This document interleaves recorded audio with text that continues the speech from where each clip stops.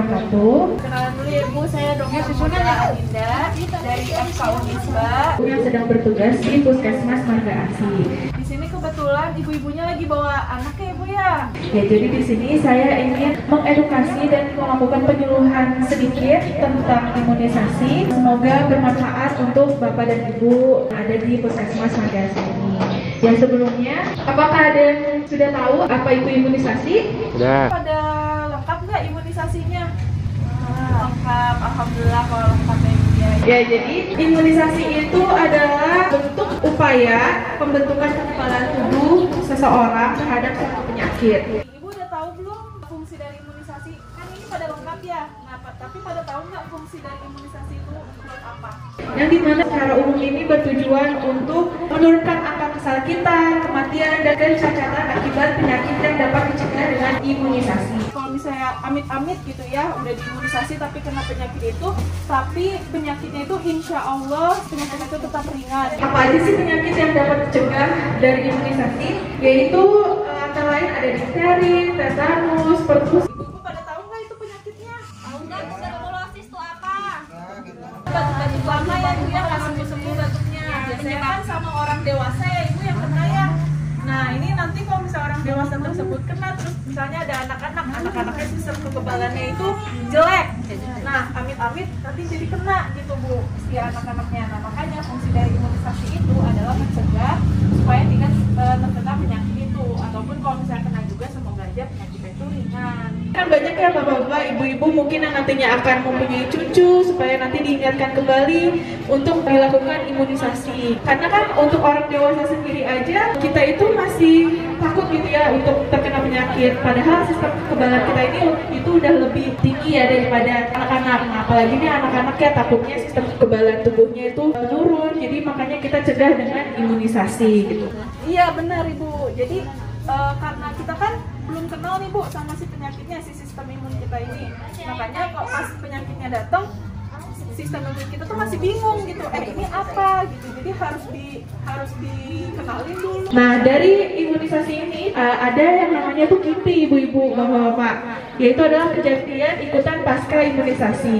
Jadi KIPI ini merupakan semua kejadian medik yang terjadi setelah imunisasi. Nah, nanti ini bapak-bapak, ibu-ibu yang nantinya setelah divaksin, apakah ada efek samping dari si vaksin itu? Itu termasuk dari KIPI, ibu-ibu. Jadi misalnya nyeri saat setelah divaksinasi atau nanti akan Disebabkan oleh bakteri Mycobacterium tuberculosis. Untuk gejala-gejalanya itu sama Bu, kayak demam, menggigil dan keringat pada malam hari. Biasanya itu yang paling sering itu pada malam hari. Terus sesak dan batuk lebih dari 3 minggu, jadi batuk-batuknya itu lama. Terus nafsu makan dan berat badan menurut Ibu sempat juga yang turun dulu ya. Nah, cara penularan TB itu ya hampir mirip Bu sama COVID. Jadi dari bicara kayak gini tuh bisa Ibu. Jadi Ibu sendiri juga harus hati-hati gitu kan, apalagi Ibu kerjanya kan di pasar ya Ibu ya. Terus lagi pengobatan juga, tapi kan ini udah pengobatan yang bulan ke-6. Terus kalau misalnya keluarganya mungkin orang terdekatnya, jadi Ibu juga bisa ngasih tahu ya yang tentang TB ini. Nah, untuk pemeriksaan di TB itu bisa di puskesmas Bu, dengan pemeriksaan dahak dan tes mantuk. Tes mantuk ini biasanya juga untuk dedenya udah diperiksa Ibu?